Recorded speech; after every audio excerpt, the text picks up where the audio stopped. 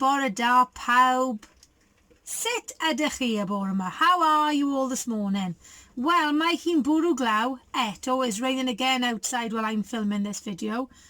So, we need to sing quite loudly to drown out the sound of the rain. And we're going to start with our good morning song. Barod, 1, 2, 3.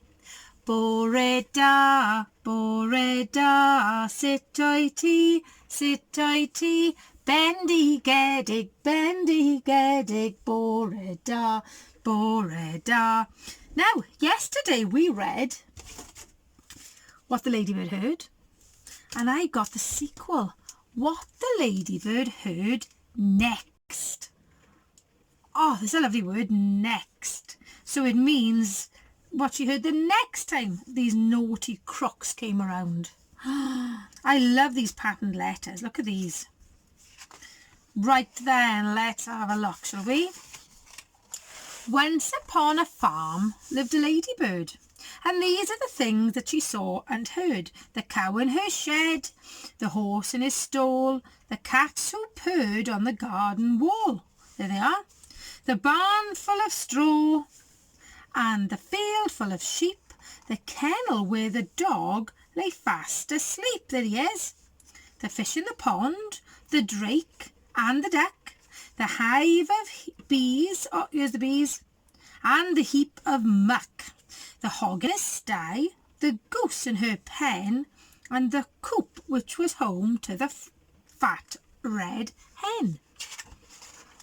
Now the fat red hen with her thin brown legs laid lots and lots of speckled eggs. But then, oh help, oh no, oh dear, those eggs began to disappear. Each morning all the eggs had gone, and the animals asked, "What's going on?" "I'll find out," said the ladybird. So she flew and she flew, and she saw and she heard. She saw 2 men in a big black van with a torch and a sack and a cunning plan. They were Hefty Hugh and Lanky Len, who had been to jail but were out again. Said Lanky Len to Hefty Hugh, "Let's steal another egg or 2. But Hefty Hugh said, "Listen, Len, I vote we steal the fat red hen. We'll make our way to the chicken coop and scoop her up in one fell swoop. Just think of all those eggs she'll lay us, and all the money folk will pay us." And Len replied, "We'll soon be rich. It makes my fingers start to itch." Oh, they naughty. The little spotted ladybird told the animals what she'd heard. Hefty Hugh and Lanky Len are planning to steal the fat red hen. Is nobody safe on this farm? Look at all their faces. They're all shocked again, aren't they? And alarmed. Then the cow said, "Moo," and the hen said, "Cluck." "Hiss," said the goose. "Quack," said the duck. "Neigh," said the house. "Horse." "Oink," said the hog. "Baa," said the sheep, and "Woof," said the dog. And the 2 cats meowed. "Those bad men, we can't let them steal a fat red hen." But the ladybird said, "Listen, quick, I've thought of a really clever trick." At dead of night the 2 bad men opened the coop and snatched the hen. But the fat hen began to cluck. "Why don't you steal the downy duck?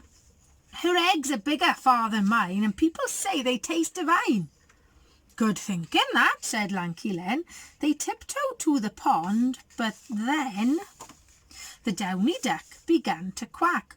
"Oh, please don't put me in your sack. Why don't you steal the goose instead? She's bigger still and better fed. Her eggs are huge and tasty too." "Good thinking that," said Hefty Hugh. But when they tried to seize the goose, she hissed at them, "I'm not much use. Why don't you steal that great big bird, the super-duper snugly snurred?" "What?" said Len. "And who?" said Hugh.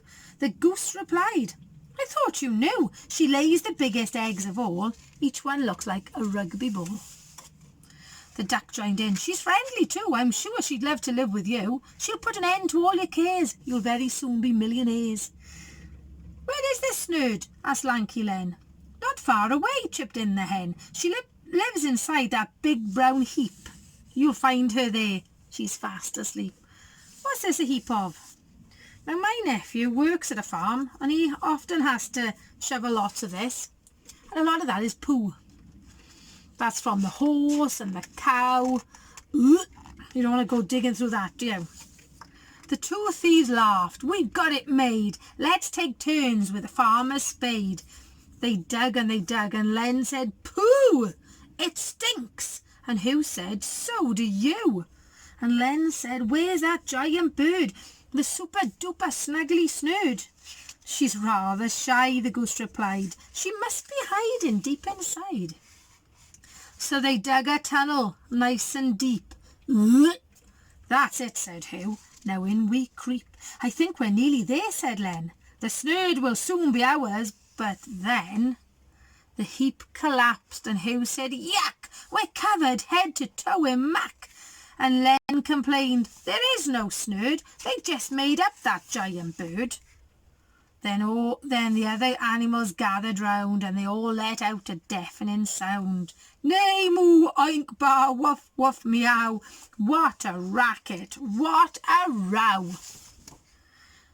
The farmer woke and said, goodness me, and he had a word with his prize queen bee. Look at this, what's her plan? And the bees chased after the two bad men who never came back to the farm again.